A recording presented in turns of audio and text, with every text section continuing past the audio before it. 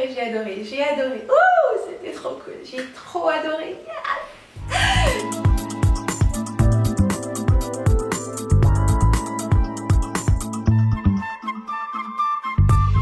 Salut rebelle créative, aujourd'hui je te parle d'un sujet qui est vraiment cool et très inspirant. D'ailleurs avant de parler du sujet, je vais tout de suite te lire la question parce que c'est une question que m'avait envoyée une rebelle créative.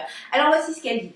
Je travaille dans une entreprise dans laquelle je ne me sens pas valorisée à ma juste valeur. Du coup, même en étant consciente de ce que j'apporte, autant techniquement que dans le relationnel, je me mets des barrières car je ne pense pas que je suis assez bonne, vu qu'on ne me voit que dans le poste que j'occupe actuellement et qu'on ne me laisse pas exprimer tout mon potentiel. Alors comment faire pour exploser ces barrières? Tu vois, j'adore cette question. Je pense que j'en avais déjà parlé dans une autre capsule, mais je me reconnais très bien dans cette situation et je vais te partager en fait exactement les étapes que j'ai utilisées dans mon cas pour être en mesure de justement exprimer mon potentiel et vraiment pouvoir apporter quelque chose à l'entreprise dans laquelle j'étais. Okay?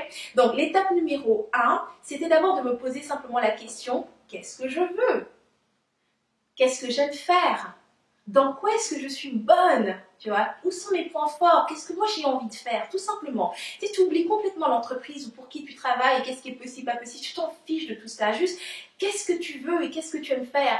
Moi, dans mon cas, la réflexion m'a tout simplement amené à ben voilà, moi j'aime enseigner. J'adore enseigner, j'adore transmettre. Tu vois, dans Rebelle Créative, c'est tout ce que je fais. Eh bien, c'est ce que je fais dans toute ma vie et je veux faire que ça. Enseigner, transmettre, dans mes relations, dans tout ce que je fais, j'adore transmettre.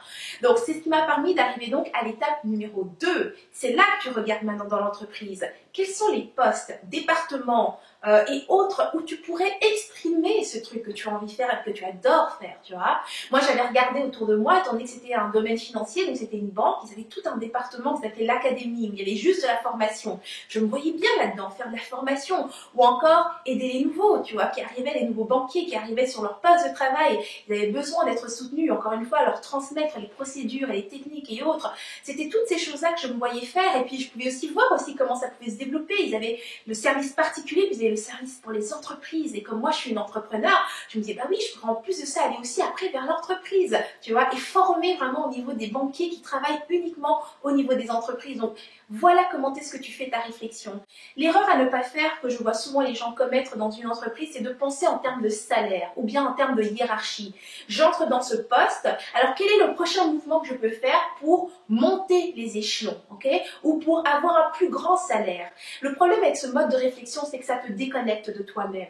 Okay? Donc très important, tu penses d'abord à ce que toi tu aimes faire, dans quoi est-ce que tu te distingues, ou tout simplement dans quoi est-ce que tu es bonne, qu'est-ce que tu veux faire, et ensuite tu trouves le département ou le poste qui correspond le mieux à cette habilité, à ce potentiel que tu as en toi. Et finalement, la troisième étape que j'ai faite, c'est d'en parler.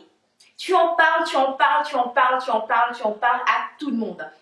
J'en ai parlé à mes collègues, j'en ai parlé à mes formateurs quand j'ai intégré l'équipe dans laquelle j'allais travailler, j'en ai parlé à mon manager, enfin bref, j'en ai parlé à tout le monde. Alors ce que ça a permis, c'est qu'en fait, il s'est passé un lien dans l'esprit des gens, c'est que dès l'instant ils pensaient à formation, enseignement, n'importe quoi qui est en lien avec ça, ils pensaient automatiquement à Henriette. Donc qu'est-ce que ça donne comme résultat? Bien dans mon cas, l'entreprise dans laquelle j'étais, donc il y avait le poste d'entrée. En principe, pour changer de poste, il fallait au moins avoir travaillé 9 mois à ce poste-là avant d'être en mesure de faire un mouvement. Eh bien, j'ai fait un mouvement au bout de 5 mois et demi. Pourquoi? Parce que au bout de 5 mois et demi, il y a eu une ouverture quelque part. Et mon manager, sachant que c'était exactement le genre de choses que je voulais, eh bien, il m'a tout simplement proposé, tu vois. Alors, c'est très important. J'étais pas la meilleure, ok? C'est pas parce que j'étais la meilleure.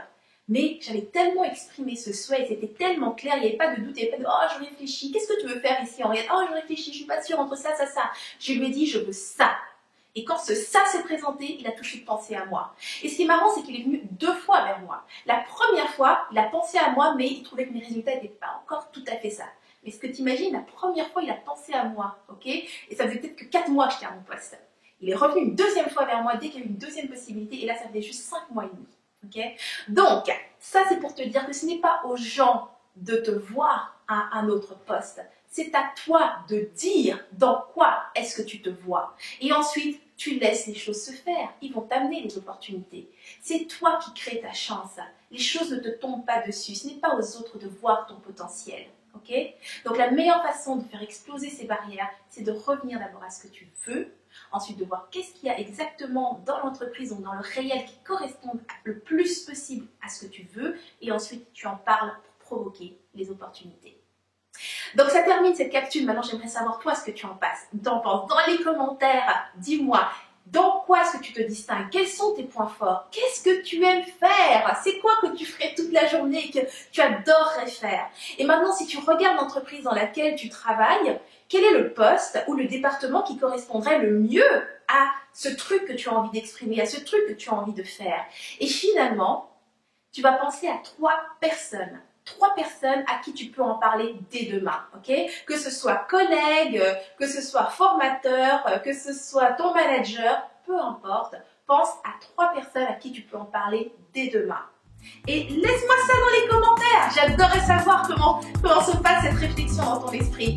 Donc, l'inspiration est terminée. Si tu as aimé cette capsule, tu cliques sur j'aime, tu partages autour de toi et si tu veux d'autres inspirations comme celle-ci, rejoins-moi sur rebellecreative.com, tu t'inscris et je t'enverrai mes prochaines inspirations directement de mon cœur vers ton mail.